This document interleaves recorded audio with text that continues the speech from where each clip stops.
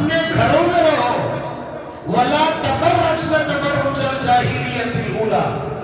زمانے جہالت میں جس دور میں لڑکیوں کو زندہ رکھ دیا جاتا تھا، اس دور میں عصمت دینے والا ایک ہی مذہب تھا، وہ مذہب اسلام ہے.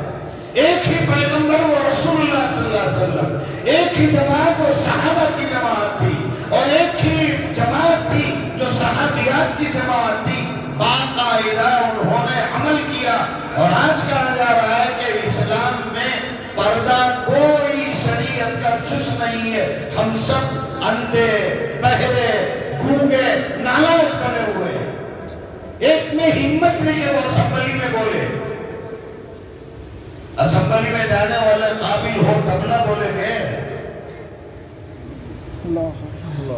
خیر میرا موضوع نہیں ہے، بھٹک رہا ہوں میں ادھر ادھر.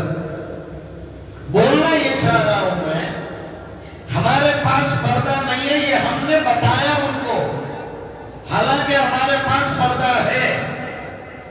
راجیو گاندھی کا دور، نیا نیا پی ایم بنا تھا. کرناٹک کے ایک مسلمان نے ایک خط لکھا ان کو. انہوں نے بھی غالباً ہائی کورٹ میں ایک ریٹ پٹیشن ڈالی کہ میں داڑھی رکھ کر سروس کرنا چاہتا ہوں. پرمیشن نہیں ملا ان کو. ہائی کورٹ گئے ہو، میں پرسنل ان کو جانتا ہوں. تو راجیو گاندھی کی جانب سے جو جواب آیا کانگریس کی طرف سے، خیر اب تو کانگریس بھارت کے نعرے چل رہے ہیں. وہ کبھی سیاسی ایسا منچ ملا تو پھر میں ذرا کانگریس کی بھی کچھ تعریف، کیا کیا ان کو دیا جا سکتا ہے ایوارڈ. مسلمانوں کو جو ترا دیا ان لوگوں نے، خیر اللہ حفاظت کرے. اس وقت راجیو گاندھی کا ایک جملہ تھا، فتویٰ لے کر آؤ، جو داڑھی رکھتا ہے وہ مسلمان ہے، جو داڑھی نہیں رکھتا وہ مسلمان نہیں ہے. یہ فتویٰ لے کر آؤ، آپ کو اجازت دیتا ہوں. ارے ہم نے بتایا ہم مسلمان تو ہیں، داڑھی ضروری نہیں ہے. اور آج بول رہے ہیں کہ ہم رکھیں گے، ملے گی اجازت.